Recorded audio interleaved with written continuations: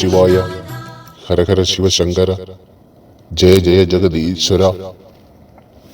ഓം ജയ ജയ ജഗദീശ്വര. ഓം മമ ഗുരു മഹാദേവ നമോസ്തുതേ. മഹാദേവനിലും സ്വയംഭൂസ്ഥാനിലും വിശ്വാസമർപ്പിച്ചിരിക്കുന്ന സജ്ജനങ്ങളെ, നിങ്ങൾക്കേവർക്കും മഹാദേവന്റെ വലിയ അനുഗ്രഹങ്ങളും കൃപയും ഉണ്ടാകുന്നതിലായി പ്രാർത്ഥിക്കുന്നു. മഹാദേവന്റെ അനുഗ്രഹം നിങ്ങൾക്കേവർക്കും ഉണ്ടാകട്ടെ. അത് ഉണ്ടാവുക തന്നെ ചെയ്യും, ഉണ്ടായിരിക്കും.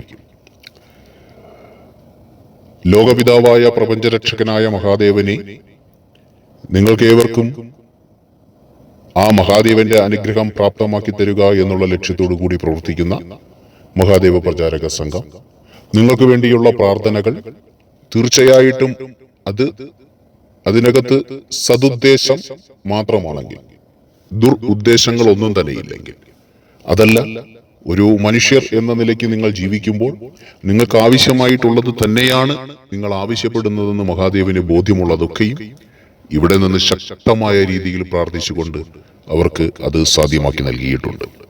അങ്ങനെയുള്ള നിരവധി അനുഭവങ്ങൾ ഓരോ പ്രഭാഷണങ്ങളിലും ഗുരു പറഞ്ഞിട്ടുണ്ട്, മുൻ പ്രഭാഷണങ്ങളിൽ നിങ്ങൾ കേട്ടിട്ടുമുണ്ട്. എന്നിരുന്നാലും ചില ആൾക്കാർക്ക് സംശയങ്ങൾ വിട്ടുമാറുന്നില്ല. പാരമ്പര്യമായി കൈമാറി വന്ന, അല്ലെങ്കിൽ പാരമ്പര്യമായി തന്നെ അവർ കേട്ടുപഠിച്ച ചില കാര്യങ്ങൾ അത് അങ്ങനെ തന്നെയാണ് എന്ന് വിശ്വസിച്ചു കൊണ്ടിരിക്കുന്ന ഒരു സാഹചര്യം.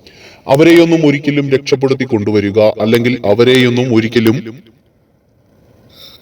മഹാദേവൻ എന്ന വിശ്വാസത്തിലേക്ക് എത്തിക്കുക പ്രയാസമാണ്. കാരണം ഈ അടുത്ത കാലത്ത് തന്നെ ഒരു സഹോദരൻ നമ്മുടെ ചാനലിന്റെ ആ ഒരു പ്രഭാഷണത്തിന് താഴെ തന്നെ ചോദിക്കുകയുണ്ടായി. കാരണം അത് മറ്റുള്ളവർക്ക് കൂടി, അല്ലെങ്കിൽ വിശ്വാസയോഗ്യമായ ജീവിതത്തിൽ കടന്നു വരുന്ന മറ്റുള്ളവർക്ക് കൂടി വീണ്ടും നെഗറ്റീവ് ഊർജം സമ്മാനിക്കുന്ന തരത്തിലുള്ള കമന്റുകൾ ഇവിടെ അധിക സമയം ഇവിടെ ഹോൾഡ് ചെയ്ത് വെക്കുന്നില്ല. കാരണം ഇവിടെ നിന്ന് ഉദ്ദേശിക്കുന്നത് എല്ലാവരെയും വളരെ പോസിറ്റീവായി ചിന്തിച്ചുകൊണ്ട് അവനവനിൽ കൂടി തന്നെ പ്രയത്നിച്ചും അവനവനെ തന്നെ ഉയർത്തി കാണിച്ചുകൊണ്ടും ജീവിതത്തിൽ മുന്നേറുന്നതിന് വേണ്ടിയിട്ടാണ്. അപ്പോൾ അങ്ങനെയുള്ള പ്രഭാഷണത്തിന് കീഴിൽ നമ്മുടെ കമന്റുകൾ വായിക്കുന്ന ആ ഒരു ജനങ്ങൾക്ക് കൺഫ്യൂഷൻ ഉണ്ടാക്കുന്ന രീതിയിലുള്ള കമന്റുകൾ ഇട്ടുപോരാറുണ്ട്. അങ്ങനെയുള്ളവർ അത് ചെയ്തിട്ട് അവർക്ക് എന്ത് പ്രയോജനം? അതിനാണ് ഇവിടെ വാട്സാപ്പ് നമ്പർ തന്നിട്ടുള്ളത്. നിങ്ങൾക്ക് എന്തെങ്കിലും സംശയമുണ്ടെങ്കിൽ അത്തരത്തിലുള്ള കാര്യങ്ങൾ വാട്സാപ്പിൽ കൂടി ചോദിക്കുക.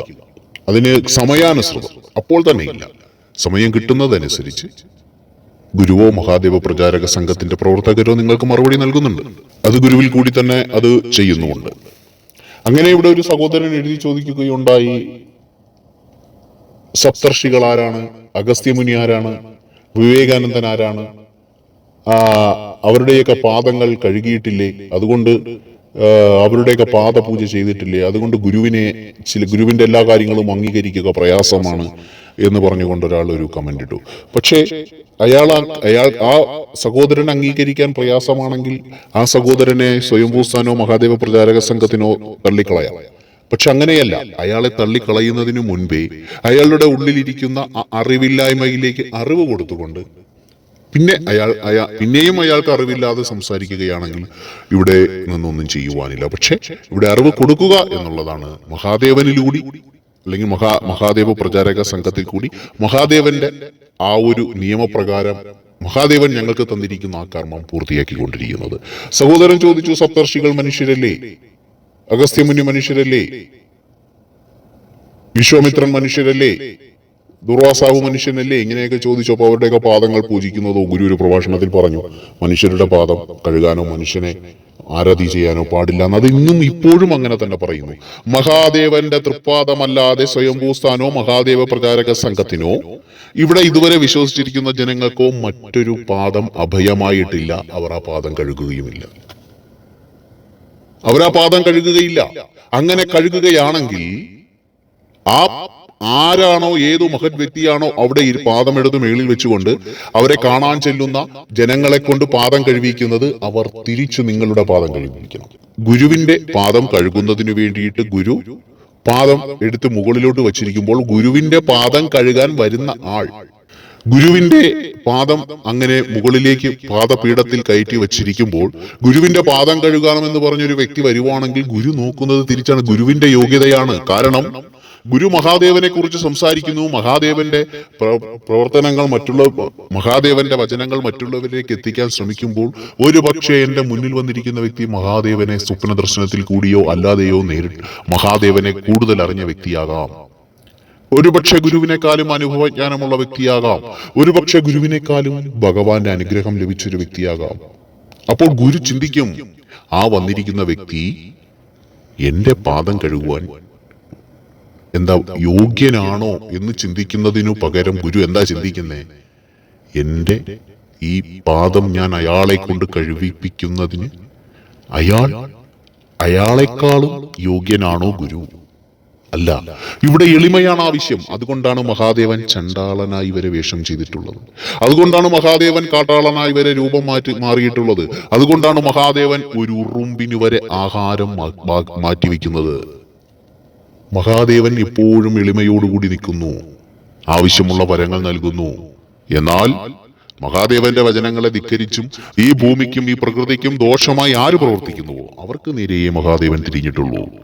അല്ലാത്തവരുടെയൊക്കെ മുന്നിൽ എളിമയോടുകൂടി നിന്നിട്ടേ ഉള്ളൂ. അതുകൊണ്ടാണ് ഗുരു പറയുന്നത്, മക്കളെ, നമ്മൾ എന്തിനാ മറ്റുള്ളവരുടെ പാദം കഴുകാൻ പോകുന്നത്? അപ്പോൾ അതൊരു സഹോദരന് സുഖിച്ചില്ല. കാരണം ആ സഹോദരൻ ആരുടെയൊക്കെയോ ഈ പാദം കഴുകി ഇപ്പൊ ഏതൊരു സ്ത്രീയുടെ ആയിക്കോട്ടെ, പുരുഷന്റെ ആയിക്കൊള്ളട്ടെ, ആൾദൈവങ്ങളുടെ ആയിക്കൊള്ളട്ടെ, പാദം കഴുകി ഭക്തി മൂത്തിരിക്കുന്ന ഒരാൾക്ക് അടിമ ഭക്തി എന്ന് വേണമെങ്കിൽ പറയാം. ഒരിക്കലും ഭഗവാൻ അടിമ ഭക്തി ഉത്പാദിപ്പിക്കുന്നില്ല. ഭഗവാൻ സ്വതന്ത്രത്തോടുള്ള ഭക്തിയാണ് ഉത്പാദിപ്പിക്കുന്നത്. നീ എന്റെ മുന്നിൽ സദാസമയവും കൈകൂപ്പി കുമ്പിട്ട് വണങ്ങി നിൽക്കണമെന്നല്ല ഭഗവാൻ പറഞ്ഞത്. എന്റെ നാമം ജപിച്ചുകൊണ്ടിരിക്കാനാണ് പറഞ്ഞിട്ടുള്ളത്. അടിമയാകരുത്. ഇത് ഗുരു ഇവിടെ നിന്ന് പറഞ്ഞപ്പോൾ ആ സഹോദരൻ ചോദിച്ചു, ഈ സപ്തർഷികൾ എങ്ങനെയുണ്ടായി എന്ന് ആ സഹോദരൻ ആദ്യം പഠിപ്പിച്ചിട്ട് വരട്ടെ. അത് സഹോദരന് കൂടി മനസ്സിലാക്കുന്നതിന് വേണ്ടിയിട്ടാണ് പറയുന്നത്. സപ്തർഷികൾ എന്ന് പറയുന്ന 7 ഋഷിമാർ ഉണ്ടായത് ബ്രഹ്മാവിന്റെ മാനസ ചിന്തകളിൽ നിന്നാണ്. അതുകൊണ്ട് തന്നെ മാനസപുത്രന്മാർ എന്നാണ് അറിയപ്പെട്ടത്. ഈ മാനസപുത്രന്മാരും മാനസപുത്രിമാരുടെയും കാര്യങ്ങൾ ഗുരു ഒരു പ്രഭാഷണത്തിൽ പറഞ്ഞിട്ടുണ്ട്.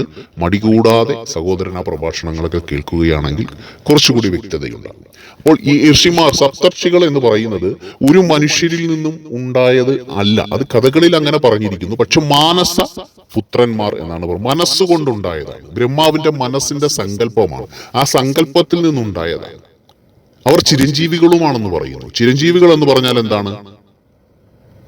ഈ ലോകമുള്ള കാലം വരെ ജീവിച്ചിരിക്കുന്നവർ, മരണമില്ലാത്തവർ, അതാണ് ചിരഞ്ജീവി. ഹനുമാൻ സ്വാമി ചിരഞ്ജീവിയാണ്. അശ്വത്ഥാത്മാവ്, അതായത് മഹാഭാരതത്തിലെ ഏറ്റവും ക്രൂരമായ രീതിയിൽ യുദ്ധമുറകൾ ചെയ്ത ശിഖണ്ഡിയായ അശ്വത്ഥാത്മാവ് ചിരഞ്ജീവിയാണ്, മരണമില്ല. ഇതുപോലെ അനേകം ചിരഞ്ജീവികളുണ്ട്. എന്തിനാണ് ഈ ചിരഞ്ജീവി എന്നതുകൊണ്ട്? എല്ലാ കാലങ്ങളിലും ജീവിച്ചിരിക്കുന്ന വ്യക്തി എവിടെ ജീവിച്ചിരിക്കുന്നു? മനുഷ്യന്റെ മനസ്സിൽ ജീവിച്ചിരിക്കുന്നു. നോക്കിക്കേ, ശ്രീരാമസ്വാമി ചിരഞ്ജീവിയല്ല, പക്ഷെ ഹനുമാൻ സ്വാമി ചിരഞ്ജീവിയാണ്. ശ്രീകൃഷ്ണൻ ചിരഞ്ജീവിയല്ല, ജാംബവാൻ ചിരഞ്ജീവിയാണ്. ഇതൊക്കെ എന്തിനാ ഇങ്ങനെ കഥകളിൽ കൂടി പറഞ്ഞിരിക്കുന്നത്? മനുഷ്യന്റെ സ്വഭാവമാണ് ഈ ചിരഞ്ജീവി എന്നതുകൊണ്ട്. അശ്വത്ഥാത്മാവ് എന്ന് പറയുന്ന വ്യക്തി ചെയ്ത പോലുള്ള ക്രൂരതകൾ, യുദ്ധമുറകളിൽ കാണിച്ചിട്ടുള്ള, യുദ്ധസമയത്ത് കാണിച്ചിട്ടുള്ളത്, ആ ഒരു തിന്മ, അത്തരത്തിലുള്ള യുദ്ധമുറകൾ, പാണ്ഡവരുടെ കൂടാരത്തിൽ കയറി അർജുനന്റെ പുത്രന്മാരെ ഉൾപ്പെടെ കൊന്നൊടുക്കിയ ആ ഒരു അർദ്ധരാത്രി. അപ്പോൾ അതൊക്കെ നീ പുഴുത്തു നരകിച്ച് ജീർണിച്ച് എല്ലാ കാലവും ജീവിക്കുമെന്ന് പറയുന്ന ആ ഒരു ദുസ്വഭാവത്തെയാണ് ചിരഞ്ജീവിയായിട്ട്, അതായത് മനുഷ്യനുള്ള കാലം വരെയും. ഇപ്പോൾ നോക്കൂ, ഹനുമാൻ സ്വാമിയെ മറ്റുള്ള വിശ്വാസങ്ങൾക്കും അപ്പുറം മനുഷ്യന്റെ മനസ്സിന്റെ സ്ഥാനത്തൊരു പ്രതിഷ്ഠയുണ്ട്. ഇപ്പോൾ നമ്മൾ രാമായണം വായിക്കുമ്പോൾ തന്നെ ആ ഹനുമാൻ സ്വാമിക്ക് കൊടുക്കുന്ന ഒരു പ്രാധാന്യമുണ്ട്. അതാണ് ചിരഞ്ജീവി എന്നതുകൊണ്ട് ഉദ്ദേശിക്കുന്നത്. മനുഷ്യന്റെ മനസ്സിൽ ആ മനുഷ്യനുള്ള കാലത്തോളം, ഈ കഥയുള്ള കാലത്തോളം, മനുഷ്യനുള്ള കാലത്തോളം ആ വ്യക്തി ജീവിക്കുന്നു. അതുപോലെയാണ് സപ്തർഷികൾ സഹോദര. ബ്രഹ്മാവിന്റെ മാനസപുത്രന്മാരാണ് സപ്തർഷികൾ. അതുകൊണ്ട് തന്നെ ആ സപ്തർഷികളിലെ ഒരിക്കലും മനുഷ്യപുത്രരായിട്ട് കണക്കാക്കേണ്ട കാര്യമില്ല. ഗുരു ഇതിന്റെ കൂടെ പറഞ്ഞു എന്നേ ഉള്ളൂ. മറ്റു സംശയങ്ങൾ എന്തെങ്കിലും ഉണ്ടെങ്കിൽ തീർച്ചയായിട്ടും നിങ്ങൾക്ക് വാട്സാപ്പ് നമ്പർ തന്നിട്ടുണ്ടല്ലോ. പകുതിയോളം പ്രഭാഷണങ്ങൾ പൂർത്തിയായപ്പോൾ നിരന്തരം എല്ലാ പ്രഭാഷണങ്ങളിലും വാട്സാപ്പിൽ എല്ലാ പ്രഭാഷണങ്ങളുടെയും തുടക്കത്തിൽ നമ്പർ കാണിക്കുന്നുണ്ട്, എഴുതി കാണിക്കുന്നുണ്ട്. അതുപോലും ശ്രദ്ധിക്കുന്നില്ല. പലരും വീണ്ടും നമ്പർ ചോദിച്ചുകൊണ്ടിരിക്കുകയാണ്. അതുകൊണ്ട് ശ്രദ്ധയോടുകൂടി പ്രഭാഷണം കേൾക്കുന്നവർക്ക് അത് ലഭിക്കുന്നുണ്ട്, അവർ കാര്യങ്ങൾ ചോദിക്കുന്നുണ്ട്. അതുകൊണ്ട് നമ്പർ ചോദിക്കുന്നവർക്ക്, യൂട്യൂബിൽ കൂടി ചോദിക്കുന്നവർക്ക് അത് നൽകാത്ത കാര്യം എല്ലാ പ്രഭാഷണങ്ങളിലും അത് എഴുതി കാണിക്കുന്നു. അപ്പോൾ നിങ്ങൾക്കത് നോക്കി അത്രയും ശ്രദ്ധയോടുകൂടി ചെയ്യുന്നവർക്ക് അത് എടുക്കാവുന്നതേ ഉള്ളൂ. ഒന്നാമത്തെ കാര്യം, നമ്മുടെ ഈ മകരസംക്രാന്തി ഇങ്ങനെയുള്ള വലിയ നല്ല ദിവസങ്ങളിലൊക്കെയും ഗുരു കാണത്തില്ല, യാത്രയിലായിരിക്കും, ഋഷികേശിലായിരുന്നു. അപ്പോൾ അത്തരത്തിലുള്ള സന്ദർഭങ്ങളിലൊക്കെയും തന്നെ എല്ലാവർക്കും മറുപടി കൊടുക്കുക പ്രയാസമാണ്. മിക്ക സമയവും നിങ്ങൾക്ക് എല്ലാവർക്കും വേണ്ടി പ്രാർത്ഥിക്കുന്നുണ്ട്. അതാണ് ഇവിടെ പ്രധാനം. അല്ല നിങ്ങളുമായിട്ട് സംവദിക്കുന്നതിന്, നിങ്ങളുമായിട്ട് സംസാരിച്ച് വെറുതെ നിങ്ങളുമായിട്ട് ആ ഒരു സമയം പാഴാക്കുകയല്ല. നിങ്ങളുടെ വിഷയങ്ങൾ, നിങ്ങളുടെ പ്രശ്നങ്ങൾ മാറുന്നത് അത് നിങ്ങൾക്ക് വേണ്ടി, നിങ്ങൾ എത്രത്തോളം ഭഗവാനിൽ അടിയുറച്ചു നിൽക്കുന്നുവോ അതനുസരിച്ച് തന്നെയാണ് ഇവിടെയും പ്രാർത്ഥിക്കുന്നത്. ഗുരു അന്ധവിശ്വാസത്തിനെതിരെ പോരാടുന്നൊരു ആശ്രമത്തിൽ നിന്നാണ് സംസാരിക്കുന്നത്. പക്ഷേ അന്ധവിശ്വാസം എന്ന് പറയുന്നത് അന്ധവിശ്വാസമായി പറയും, അന്ധവിശ്വാസം അല്ലാത്തതിനെ വിശ്വാസമായി തന്നെ പറയും. ഒരു മനുഷ്യന്റെ ശരീരത്തിൽ നിന്നും വിട്ടുപോകുന്ന ജീവൻ എന്ന് പറയുന്ന ഊർജം മറ്റൊരു ശരീരത്തിൽ പ്രവേശിക്കുന്നുണ്ട്. അത് തെളിവുൾപ്പെടെ ശാസ്ത്രം പിന്നീട് പറയുമ്പോൾ, ഇപ്പോൾ അത് അന്ധവിശ്വാസം എന്ന് പറയുന്ന ആ ഒരു ആൾക്കാർ അത് വിശ്വാസമാക്കി എടുക്കും. അവർ മറ്റെന്തെങ്കിലും ശാസ്ത്രീയമായ രീതിയിൽ അതിനെ പറഞ്ഞുകൊള്ളൂ. ചില ആൾക്കാർക്ക് ഉയർച്ചയില്ലാതെ പോകുന്നു. കാരണം നമ്മുടെ ആത്മാവിന്റെ പ്രേരണയാൽ ആത്മാവിഷ്കാരങ്ങളൊന്നും ഉണ്ടാകാതെ ശരീരവും മനസ്സും ഇങ്ങനെ നിശ്ചലമായി. അപ്പോൾ ഇതുകൊണ്ടാണ് പണ്ടുള്ള കാരണവർമ്മ പറഞ്ഞിട്ടുള്ളത്, നിന്റെ കഴിഞ്ഞ ജന്മഭാവമാണ്, മുൻജന്മഭാവമാണ്, എടാ ഈ ജന്മത്തിലെങ്കിലും നല്ലത് ചെയ്യും, വരും ജന്മത്തിലെങ്കിലും സുഹൃതമുണ്ടാകട്ടെ എന്നൊക്കെ നമ്മുടെ കാരണവന്മാർ വെറുതെ പഴമൊഴിയും വായ്മൊഴിയുമായിട്ട് പറഞ്ഞു നടക്കുന്നതിന്റെ കാര്യം ഇതാണ്. അപ്പോൾ ആകെ കൺഫ്യൂഷനായിരിക്കുന്ന ഈ ഊർജ്ജം എന്ത് ചെയ്യും? ഈ മനുഷ്യനെ പ്രവർത്തിക്കാൻ സമ്മതിക്കുന്നില്ല. അല്ലെങ്കിൽ ഈ മനുഷ്യൻ എവിടെയെങ്കിലും പോയാൽ മുഴുവൻ അതിനകത്തൊരു ഒരു കാര്യങ്ങളുണ്ട്. അപ്പൊ എന്താ ചെയ്യേണ്ടത്? നമ്മുടെ മനസ്സിനകത്തിരിക്കുന്ന, നമ്മൾ അറിയാതെ ഇരിക്കുന്ന ആ മൂന്നാമത്തെ കണ്ണെന്നോ ആറാമത്തെ ഇന്ദ്രിയമെന്നോ ഒക്കെ പറയുന്ന ആ ഒരു ആത്മാവിന്റെ ഊർജത്തെ നമ്മളറിയാതെ ഉണർത്തുക എന്നുള്ളത് തന്നെയാണ്. അത് നമ്മളറിയാതെ ഉണർത്താനുള്ളൊരു കാര്യമുണ്ട്. അതുകൊണ്ടാണ് മഹാദേവൻ ഉറുമ്പുകൾക്ക് പോലും ഭക്ഷണം ശേഖരിക്കുന്നത്. എന്തുകൊണ്ടാണെന്നറിയാവോ? എല്ലാ ജീവജാലങ്ങളും ഇവിടെ തൊഴിലെടുത്താണ് ജീവിക്കുന്നത്. ഗുരു ഓരോ ഘട്ടമായിട്ടാണ് പറയുന്നത്. ഇത് ഒന്ന് നിങ്ങൾ മനസ്സിരുത്തി കേട്ടാലേ മനസ്സിലാക്കാൻ പറ്റത്തുള്ളൂ കേട്ടോ. വെറുതെ കേട്ടുപോയാൽ മനസ്സിലാകില്ല. ചിന്തിക്കാൻ കഴിവുള്ളവർക്ക് അതിന്റെ ഉത്തരം കിട്ടും. മഹാദേവൻ ഗുരു പറയുന്നതിനേക്കാളും വ്യക്തമായിട്ട് പറഞ്ഞു തരും. ഗുരു ഇവിടെ ജസ്റ്റ് ഒരു ഫോർമുല പറഞ്ഞു പോവുകയാണ്. അത് മഹാദേവൻ നിങ്ങളുടെ മനസ്സിലിരുന്ന് വിവർത്തനം ചെയ്തു തരും. ആ ഫോർമുല നിങ്ങൾ, അല്ലെങ്കിൽ ആ സൂത്രവാക്യം നിങ്ങൾ മനസ്സിലേക്ക് ഇടുക. എന്നിട്ട് അതിനെക്കുറിച്ച് ചിന്തിക്കുമ്പോൾ ഇതാണ് ഗുരു പറഞ്ഞത് എന്നുള്ളത് മഹാദേവൻ നിങ്ങളെ പഠിപ്പിക്കും. ഒരു ഉറുമ്പ് മുതൽ നിന്റെ മുന്നിൽ വരുന്ന ഏതെങ്കിലും ഒരു ജീവജാലങ്ങൾക്ക് നീ ഭക്ഷണം കൊടുക്കുക. അത് പക്ഷിയായിക്കോട്ടെ, പറവ ആയിക്കോട്ടെ, ഏതെങ്കിലും നാൽക്കാലി ആയിക്കോട്ടെ, പൂച്ചയായിക്കോട്ടെ, പട്ടിയായിക്കോട്ടെ, ഭക്ഷണം കൊടുക്കുക. ശിവപുരാണത്തിൽ പറയുന്നു, ഒരു ഉറുമ്പിന് വരെയുള്ള ആഹാരത്തെ മഹാദേവൻ ശേഖരിച്ചു വയ്ക്കും. എന്നിട്ട് എല്ലാ ജീവജാലങ്ങൾക്കും ആഹാരം കൊടുക്കുന്നു. ഒരു കാര്യം മനസ്സിലാക്കുക, നമ്മളെല്ലാവരും തൊഴിലെടുത്താണ് ജീവിക്കുന്നത്. അതാണല്ലോ, ഓരോ സ്ഥാപനങ്ങളിൽ പോകുന്നു, മറ്റു സ്ഥലങ്ങളിൽ പോകുന്നു, തൊഴിലെടുക്കുന്നു, ആ ശമ്പളം കൊണ്ടുവരുന്നു, കുടുംബം പുലർത്തുന്നു. ഇതുപോലെ ഭൂമിയിലെ ഓരോ ജീവജാലങ്ങളും തൊഴിലെടുത്താണ് ജീവിക്കുന്നത്. ഒരു ഉദാഹരണം പറയുകയാണെങ്കിൽ, ഒരു കാക്ക അതിരാവിലെ എണീറ്റ് അതിന്റെ ശബ്ദം പുറപ്പെടുവിച്ചുകൊണ്ട് അത് പാറി പറന്നെത്തി മുറ്റത്തും വഴിവെക്കിലും കിടക്കുന്ന വേസ്റ്റുകളെയൊക്കെയും അത് ഭക്ഷണമാക്കുന്നതിനോടുകൂടി അത് അതിന്റെ തൊഴിൽ ചെയ്യുന്നു. ഒരു ഉറുമ്പ് ഉറക്കമില്ല ഉറുമ്പുകൾക്ക്, അത് സദാസമയവും ഇങ്ങനെ നടന്നുകൊണ്ടിരിക്കുന്നു. ഉറുമ്പിനൊരു മൈക്രോസ്കോപ്പിൽ കൂടി പോയാൽ അറിയാം, നമ്മളെ പോലെ തന്നെയുള്ള കണ്ണും മൂക്കും നാക്കും ഒക്കെ ഉള്ളൊരു ജീവിയാണ് ഉറുമ്പ്. അതിങ്ങനെ പോയി സഞ്ചരിച്ചുകൊണ്ടിരിക്കുന്നു. അത് കിട്ടുന്നതിന് കഴിക്കാൻ അതെന്തിനാ ഉറുമ്പ് സഞ്ചരിച്ചുകൊണ്ടിരിക്കുന്നത്? ഭക്ഷണം അന്വേഷിച്ചാണ്. അതിനെന്തെങ്കിലും കഴിക്കാൻ കിട്ടുന്നു, എന്തെങ്കിലും ചത്തുപോയ ജീവജാലങ്ങളെ കിട്ടിയാൽ അവരെല്ലാം കൂടെ കൂട്ടത്തോടെ അതിനെ കൊണ്ടുപോകുന്നു. അതുപോലെ ഒരു അരിമണിയോ എന്തെങ്കിലും കിട്ടിയാൽ അതും അവർ കൂട്ടത്തോടെ കൊണ്ടുപോകുന്നു. അവരതിനെ കൊണ്ട് ശേഖരിച്ചു വയ്ക്കുന്നു. അപ്പോൾ അവർ ഭക്ഷണം കഴിക്കുന്നു, പക്ഷെ അതവരുടെ ഒരു തൊഴിലുമാണ്. മനുഷ്യനെ പോലെയല്ല. മനുഷ്യൻ പോയി ഒരു വലിയ റെസ്റ്റോറന്റിൽ പോയിരുന്നോ, അല്ലെങ്കിൽ ഒരു കുഞ്ഞു റെസ്റ്റോറന്റിൽ പോയിരുന്നോ, എന്തായാലും മനുഷ്യൻ ഭക്ഷണം കഴിക്കുന്ന തൊഴിലായിട്ടല്ല. അവൻ തൊഴിൽ ചെയ്തുകൊണ്ട് ആ വരുമാനം കൊണ്ട് അവൻ ആ ജീവൻ നിലനിർത്തുന്നതിന് വേണ്ടി ഭക്ഷണം കഴിക്കുന്നു. എന്നാൽ ഈ ജീവജാലങ്ങൾ അതൊരു തൊഴിലാക്കി തന്നെ എടുത്തിരിക്കുകയാണ്. ശ്രദ്ധിച്ച് കേൾക്കണം മക്കളെ, ഇത് ശ്രദ്ധിച്ച് കേൾക്കണം. അപ്പോൾ ഇങ്ങനെ ഇവർക്ക് വേറെ ഒന്നുമില്ല. അപ്പൊ ഇത്തരം ജീവജാലങ്ങളുണ്ട്. ഒരു ഉറുമ്പ് വരെ എന്താ ചെയ്യുന്നത്? തൊഴിലോടുകൂടി അവർ അവരുടെ വിശപ്പ് മാറ്റുന്നു. ആണല്ലോ, അതവരുടെ ജോലിയാണ്. ഇപ്പോൾ ഒരു ഈച്ചയോ ചെറിയ പുഴുവോ നമ്മുടെ വീട്ടിനകത്ത് അത് കിടന്നാൽ ഈ ഉറുമ്പ് കണ്ടുപിടിക്കുമത്. കണ്ടുപിടിച്ചിട്ട് അവൻ വന്ന് അതിനെടുത്ത് അവൻ കൊണ്ടുപോകുന്നു. ഒരു തൊഴിലിനോടൊപ്പം അവന്റെ ഭക്ഷണവുമാണ്. കാക്കയും അങ്ങനെ തന്നെയാണ്, എല്ലാ ജീവജാലങ്ങളും അങ്ങനെ തന്നെയാണ്. അപ്പൊ അവർക്കുള്ള ആയാസത്തെ കുറച്ചു കൊടുക്കുക. അല്ലാതെ മഹാദേവൻ എല്ലാ ഉറുമ്പുകൾക്കുമുള്ള ഭക്ഷണത്തെ രാവിലെ എണീറ്റ് അമ്മയും മഹാദേവനും കൂടി പോയി ഈ ലോകത്തുള്ള സകല ഉറുമ്പുകൾക്കും ഭക്ഷണം ഇട്ട് കൊടുക്കുന്നു എന്നല്ല പറഞ്ഞത്. നമ്മൾ ഈ ലോകത്ത് അനവധി സൂക്ഷ്മമായ ജീവജാലങ്ങളുണ്ട്. ജലത്തിൽ മീനില്ലേ, അവർ ഇങ്ങനെ ഓടിക്കൊണ്ടു നടക്കുന്നു. എന്തിനാ? നമ്മൾ അതിലൊന്ന് തുപ്പിയാലോ അല്ലെങ്കിൽ ഒരു ഇല പറിച്ചിട്ടാലോ മീൻ പെട്ടെന്ന് മുകളിലേക്ക് വരുന്നത് എന്താ? അത് ഭക്ഷണമാണോ എന്നറിയുന്നതിന് വേണ്ടി. അപ്പൊ ഈ ജലാംശത്തെ വൃത്തിയാക്കുന്നതോടുകൂടി അവൻ അവന്റെ ഭക്ഷണവും അതിൽ നിന്നെടുക്കുന്നു. അപ്പോൾ നമ്മൾ ചെയ്യേണ്ടത് എന്താണ്? ആയാസം കുറച്ചു കൊടുക്കുക. ഭക്ഷണം അന്വേഷിച്ചു നടക്കുന്ന ജീവജാലങ്ങൾക്ക് അത് ആയാസപ്പെട്ട് കണ്ടെത്തേണ്ട സാഹചര്യത്തെ നമ്മൾ കുറച്ചു കൊടുക്കുന്നു. കുറച്ചു കൊടുക്കുമ്പോൾ അവിടെ എന്ത് സംഭവിക്കും? ഇപ്പോൾ കുറച്ച് ഉറുമ്പുകൾ അവിടെ ഉണ്ട്. ഇടയ്ക്കൊരു വീഡിയോ കൊണ്ട് ഒരാളൊരു എല്ലിൻ കഷ്ണം എടുത്തു വെച്ചിട്ട് മഹാദേവ പ്രചാരക സംഘം കാണിച്ചു തന്നതാണ്. അതിലേക്ക് കുറെ ഉറുമ്പുകൾ വന്നു കൂടിയിട്ട് അതിനെ കത്തിച്ചു, അതിനെ എല്ലാത്തിനെയും നശിപ്പിച്ചു കളഞ്ഞു. അതൊക്കെ ദ്രോഹമായ കാര്യമാണ്. അതിനെയൊക്കെ സൃഷ്ടിച്ചിരിക്കുന്നത് ഓരോ പ്രകൃതിയിലെ ഓരോ അവസ്ഥകളെ നിലനിർത്തുന്നതിന് വേണ്ടിയിട്ടാണ്. ഈ ലോകത്തൊന്നും മനുഷ്യന് ഉപദ്രവമല്ല മക്കളെ, അതാദ്യം മനസ്സിലാക്കണം.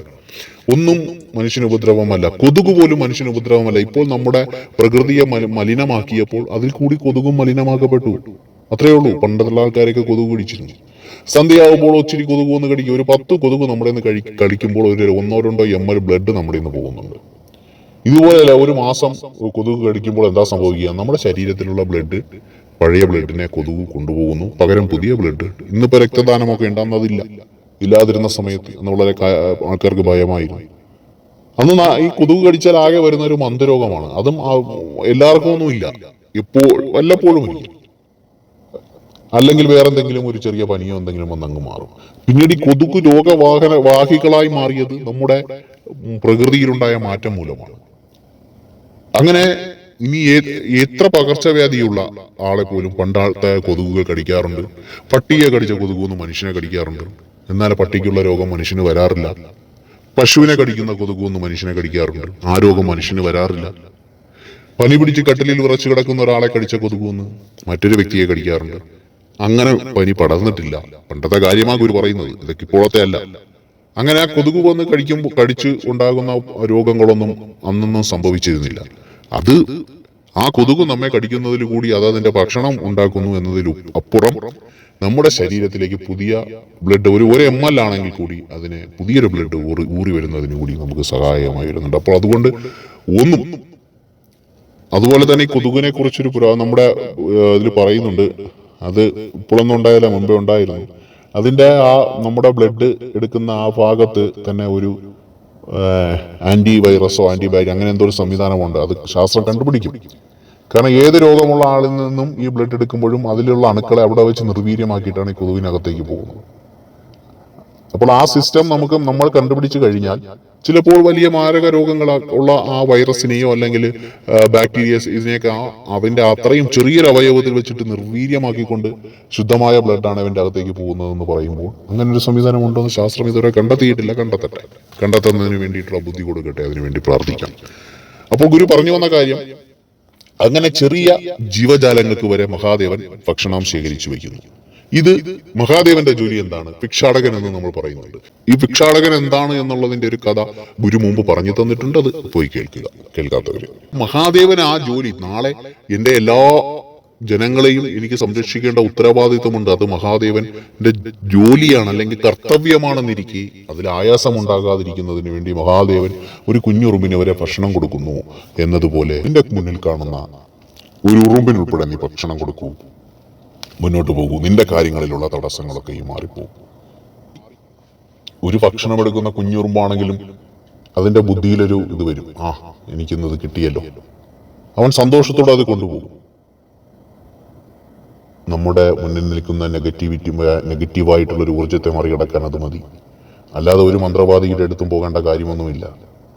ഇവിടെ ഒരു സഹോദരി ചോദിച്ചു കാർത്തിക നക്ഷത്രക്കാരെ കുറിച്ചും അശ്വതി നക്ഷത്രക്കാരെ കുറിച്ചുമൊക്കെ ഓരോരോ ചാനലുകളിൽ ഓരോ ഭീതിപ്പെടുത്തുന്ന വാർത്തകൾ ഓരോ ജ്യോതിഷികൾ ചെയ്യുന്നുണ്ടെന്ന്. മക്കളെ, നിങ്ങളെ ഭയപ്പെടുത്തിയാൽ മാത്രമേ നിങ്ങൾ അവരെ വിളിക്കൂ. നിങ്ങൾ അവരെ വിളിക്കുമ്പോൾ മാത്രമേ അവർ പൂജാവിധികൾ പറഞ്ഞു തരൂ. അവർ പൂജാവിധികൾ പറഞ്ഞു തരുമ്പോൾ മാത്രമേ നിങ്ങളെ കയ്യിലിരിക്കുന്ന പണം അവർക്ക് കിട്ടൂ. നിങ്ങളെ കയ്യിലിരിക്കുന്ന പണം അവർക്ക് കിട്ടിയാലേ അവരുടെ ഭാര്യയ്ക്കും കുഞ്ഞുങ്ങൾക്കും സുഖമായി ജീവിക്കാൻ പറ്റൂ. അതുകൊണ്ട് ഭയപ്പെടുത്തുന്ന ഒന്നും കേൾക്കാതിരിക്കുക. നിങ്ങൾ ചെയ്യുന്ന കാര്യങ്ങൾ കൃത്യമായി ചെയ്തു പോവുകയാണെങ്കിൽ നിങ്ങൾക്ക് ജീവിത വിജയമുണ്ടാകും. അതിന് മഹാദേവൻ നിങ്ങളുടെ കൂടെ തന്നെയുണ്ട്. നിങ്ങൾ ചെയ്യേണ്ട കാര്യം ചെയ്യണ്ടേ? ചെയ്യാതിരുന്നാൽ എന്ത് ചെയ്യും? അതുകൊണ്ട് വളരെ വളരെ മനുഷ്യന്റെ മനസ്സുകളെ ഭയപ്പെടുത്തുന്ന രീതിയിലാണ് ഓരോ കാര്യങ്ങൾ വരുന്നത്. ഇന്ന ആൾക്കാർ, ഇന്ന നക്ഷത്രക്കാർ ഇത്രാമത്തെ വയസ്സിൽ വിധവകളാകുമെന്നൊക്കെ പറയുമ്പോൾ ഒന്ന് ആലോചിച്ചു നോക്കൂ. ഒന്നും അറിഞ്ഞുകൂടാത്ത നിഷ്കളങ്കമായി ജീവിക്കുന്ന, അല്ലെങ്കിൽ ഭർത്താവിനെ ഈശ്വരന് തുല്യം സ്നേഹിച്ചു കഴിഞ്ഞു പോകുന്ന ഒരു പെൺകുട്ടി കാർത്തിക നക്ഷത്രക്കാരിയാണെങ്കിൽ അവളുടെ മനസ്സെന്തുമാത്രം പിടഞ്ഞു പോകും. ആ കുട്ടിക്ക് ഒരു 38 40 വയസ്സായി, 5 വർഷം കഴിയുമ്പോൾ എന്റെ ഭർത്താവ് എന്നെ വിട്ടു പോകും. എന്ത് ഭയപ്പാടായിരിക്കും. വളരെ സ്നേഹത്തിൽ ഭർത്താവുമായി അത്രയും നല്ല കുടുംബജീവിതം നയിച്ചുകൊണ്ടിരിക്കുന്ന ഒരു കുടുംബത്തിലേക്ക് ഇത്തരം ജ്യോതിഷികൾ ഓരോ കാര്യങ്ങൾ വിടുമ്പോൾ ഇവർ നേരെ എന്ത് ചെയ്യും? ഇയാളെ വിളിക്കും. ഇയാൾ എന്ത് ചെയ്യും? പൂജാവിധികൾ പറഞ്ഞു കൊടുക്കും. ഇതൊക്കെ തന്നെയല്ലേ എന്റെ പൊന്നുമക്കളെ, എന്റെ കുഞ്ഞുമക്കളെ, എന്റെ മഹാദേവന്റെ മക്കളെ? തൃശൂലവും പിടിച്ച്, സർപ്പവും ധരിച്ച്, ആനത്തോലും അണിഞ്ഞ്, ഭസ്മവും പൂശി, ഗംഗയെയും ധരിച്ച്, സമീപത്തമ്മ പാർവതീ ദേവിയുമായി ഇങ്ങനെ ഗാംഭീര്യത്തോടുകൂടി നിൽക്കുന്ന ഒരു അപ്പൻ നിങ്ങൾക്കുണ്ട്. ആ അപ്പന്റെ പേരാണ് ശങ്കരൻ, മഹാദേവൻ, തൃശൂലനാഥൻ, ത്രിനേത്രൻ. ആ അപ്പൻ നിങ്ങൾക്കുണ്ട്. ആ അപ്പൻ നിങ്ങൾക്കുണ്ട് എന്നൊരു ബോധ്യമുണ്ടെങ്കിൽ പിന്നെ നിങ്ങൾ ഇത്തരത്തിലുള്ള മനുഷ്യ കപട പിശാചുക്കളുടെ വാക്കുകൾക്ക് മുന്നിൽ അടിയറവ് വെച്ചുകൊണ്ട് അവർ പറയുന്നത് കേൾക്കാൻ നിൽക്കരുത്. അതിലോട്ട് നിങ്ങൾ പോകരുത്. അത്തരത്തിലുള്ളത് കാണുമ്പോൾ നിങ്ങൾ അതിൽ കൈകൊണ്ട് അമർത്തരുത്. നിങ്ങൾ നിങ്ങളുടെ മഹാദേവനിൽ വിശ്വാസമില്ല എന്നുള്ളതിനൊരു പ്രതീകമാണ് ഇങ്ങനെയുള്ള കാര്യങ്ങൾ കേൾക്കാൻ പോകുന്നത്. എന്തിനാ മഹാദേവനെ കുഞ്ഞാക്കുന്നത്, കൊച്ചാക്കുന്നത്, ചെറുതാക്കുന്നത്? അപ്പനില്ലേ? ഗുരു വെറുതെ പറയുന്നതാണോ? മഹാദേവനില്ലേ? ശിവനില്ലേ? ഗുരു വെറുതെ പറയുന്നതാണോ? വിശ്വാസമില്ലേ നിങ്ങൾക്ക്? ഗുരു വെറുതെ പറയുന്നതാണോ? ത്രിഗുണാത്മകങ്ങളായ തൃശൂലവും പിടിച്ചുകൊണ്ട് നിങ്ങളുടെ സംരക്ഷണത്തിനായിട്ട് ഈ ലോകത്തിനെ സൃഷ്ടിച്ച പിതാവ്, വിളിച്ചാൽ വിളി കേൾക്കുന്ന നമ്മുടെ അപ്പൻ നിങ്ങളുടെ ചുറ്റുമുണ്ടെന്ന് ഗുരു ഇവിടെ ആവർത്തിച്ച് പറയുമ്പോഴും എന്റെ മകൾ കാർത്തിക നക്ഷത്രക്കാരി, അവൾ 45-ൽ വിധവയാവും എന്ന് ഓർത്തുകൊണ്ട് കണ്ട ജ്യോതിഷന്മാരുടെ കൈയും കാലും പിടിക്കാൻ പോകുന്ന നിങ്ങളുടെയൊക്കെ അവസ്ഥയെ എന്ത് പറയണം ഗുരു? എന്ത് പറയണം? ഭയപ്പെടുത്തരുത്. ഇതുകൊണ്ടാണ് മഹാദേവനും യേശു ക്രിസ്തുവും ഒരേപോലെ പറഞ്ഞിട്ടുള്ളത്. ഭയപ്പെടരുത്. കാരണം നിങ്ങളെ ഭയപ്പെടുത്തുന്നതിന് വേണ്ടിയിട്ട് അനേകം പേർ നിങ്ങളുടെ ചുറ്റും നിൽപ്പുണ്ട്. നിങ്ങൾ അത് കണ്ട് ഭയപ്പെടരുത് മക്കളെ. ഇടയ്ക്ക് ഇത് പറഞ്ഞേ ഉള്ളൂ ഗുരു. എത്ര പേരുടെ വിമർശനങ്ങൾക്കും എത്ര പേരുടെ അധിക്ഷേപങ്ങളും ഏറ്റുവാങ്ങിക്കൊണ്ടാണ് ഗുരു മുന്നോട്ട് പോകുന്നത്. ഗുരു അതൊന്നും കാര്യമാക്കുന്നില്ല. കാരണം ഗുരുവിന്റെ ഈ പ്രഭാഷണങ്ങൾ ഈ യൂട്യൂബ് ചാനലിൽ വന്നത് മുതൽ കണ്ടവരെ പറ്റിച്ചും പേടിപ്പിച്ചും ഭയപ്പെടുത്തിയും മന്ത്രവാദമെന്നും ആവിചാരമെന്നും ഒക്കെ പറഞ്ഞുകൊണ്ട് ജീവിക്കുന്ന അനേകം പേർക്ക് തൊഴിലില്ലാതായിരിക്കും. അങ്ങനെ ഗുരു പറയുന്നു. ജനങ്ങൾക്ക് ബുദ്ധി വന്നു. കുറെ പേർ അതിൽ നിന്നൊക്കെ പിന്നോട്ട് മാറി.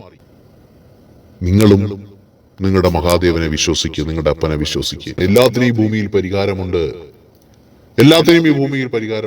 നിങ്ങൾ മഹാദേവനിലും നിങ്ങൾ നിങ്ങളിലും മാത്രം വിശ്വസിക്കുക. അവനവനിൽ വിശ്വസിച്ചുകൊണ്ട് മഹാദേവനിൽ വിശ്വസിക്കുക. നിങ്ങൾ ഗുരുവിനെ അത്രയ്ക്ക് സ്നേഹിക്കുന്നു, ഗുരുവിന്റെ വാക്കുകൾ നിങ്ങൾ അത്രയ്ക്ക് ഹൃദയത്തോട് ചേർത്തെടുക്കുന്നുവെങ്കിൽ ആ ഗുരു പറയുന്നു, നിങ്ങൾ നിങ്ങളെയും മഹാദേവനെയും മാത്രം വിശ്വസിക്കൂ, വേറെ ആരെയും വിശ്വസിക്കണ്ട. മറ്റു കാര്യങ്ങൾ അടുത്ത പ്രഭാഷണത്തിൽ പറയാം.